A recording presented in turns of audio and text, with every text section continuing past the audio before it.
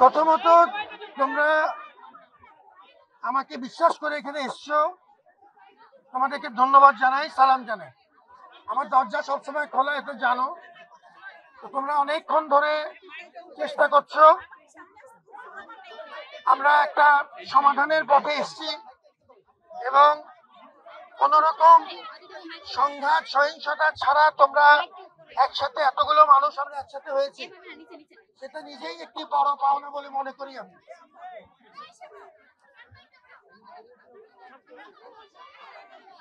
প্রথমত, নিবর্তনমূলক কোন রাজনীতি, যে রাজনীতি গণরুমের জন্ম দেয়, যে রাজনীতি নিপীড়ন করে, এটা আমরা কেউ চাই না। তোমার এবং আমার মধ্যে কোনো পার্থক্য নেই। তুমি এবং আমি মিলেই এই নতুন প্রশাসন। আমাদেরকে দু তিনটা বিষয়ে তোমাদের পরামর্শ দরকার। আমরা নিবর্তনমূলক কোনো রাজনীতি হল পর্যায়ে চাই না, এটা খুব পরিষ্কার। 17 তারিখ তোমাদের ক্ষেত্রে যদি এটা আমাদের আগে 17ই জুলাইতে, ওই সময় হল প্রশাসন কর্তৃক যেসব সিদ্ধান্ত হয়েছে ছাত্র এবং হল প্রশাসনের মধ্যে, সেটি তারা তাদের মতো করে বিবেচনা করতে পারবে, আমাদের তাতে কোনো আপত্তি নেই।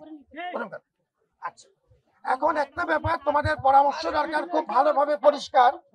সেটি হলো যে আমাদের সামনে তোমাদের সাথে সবার সাথে কথা বলে, তোমাদের ভরসায় সাহস করে আমরা ডাকসুর মতো একটি বড় আয়োজনে নেমেছি এবং এটি আমি খুব আশ্বস্ত হলাম যে তোমরা আজকে অনেকক্ষণ ধরে তোমরা কষ্ট করছো, কেউ কেউ না খেয়ে আছো, এর মধ্যেও ডাকসুর ব্যাপারে তোমাদের একটা অত্যন্ত পজিটিভ, একটা ইতিবাচক মনোভাব প্রকাশ পাচ্ছে।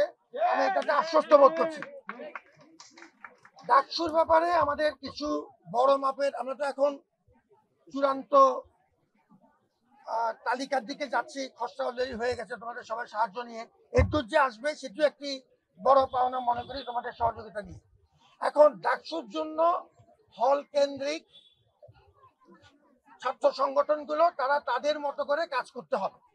এখন সেটির রূপ কেমন হবে, যেমন ধরো হলে কি তারা মিছিল করতে পারবে কিনা, তারা কি পোস্টারিং কিভাবে করবে, এই যে আচরণ বিধিগুলো, এখন তাদের এই আচরণ বিধিগুলোর ব্যাপারে তোমাদের সাথে, এটা তোমাকেই করতে হবে, ছাত্র সংগঠনগুলোর সাথে তোমাদের সাথে মিলে তোমরাই বলবে যে এই পারস্পরিক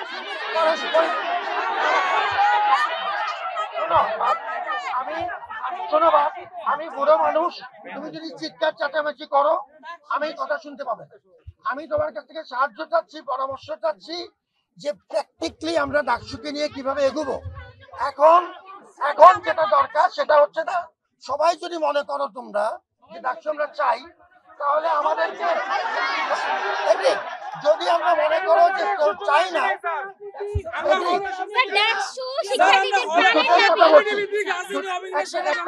খুব পরিষ্কার বলছি, আমার সবার কথা শুনতে হবে, সবার কথা শুনতে হবে।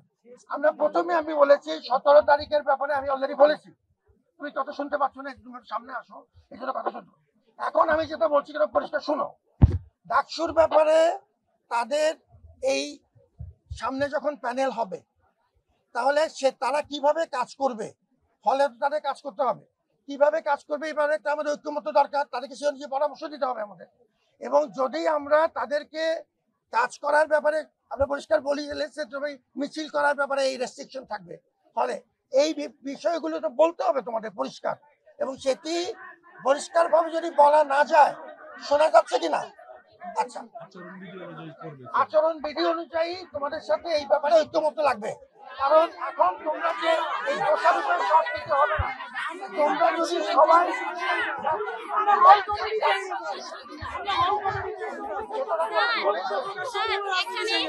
স্যার এখানে যে আমাদের দুইটা মূল দাবি উত্থাপন হয়েছে, যে মিডিয়া পেজ থেকে কমিটি দেওয়া হয়েছে, বিএনপি মিডিয়া পেজ থেকে কমিটি দেওয়া হয়েছে, আমরা সেগুলোর কথা বলছি।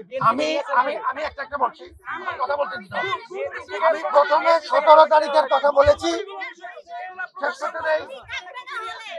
হলে হলে রাজনীতি থাকার বিষয়টা অলরেডি মীমাংসিত। এই ব্যাপারে তোমাদের যে সিদ্ধান্ত 17 তারিখে, যেটা এর আগের হল প্রশাসন নিয়েছে, তোমরা যদি হল প্রশাসন মনে করে সে অনুযায়ী যাবে। এখানে আমার কথা পরিষ্কার বলে তোমরা নিরাপদ করো।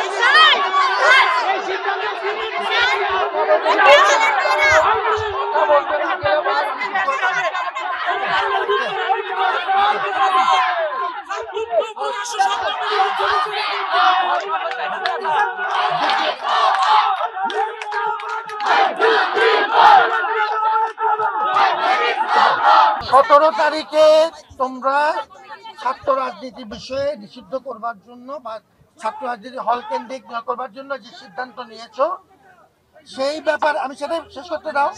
সেই অনুযায়ী হল প্রশাসন সিদ্ধান্ত নিতে পারবে। এখন দ্বিতীয় যেটা পয়েন্ট, সেটা হলো হলে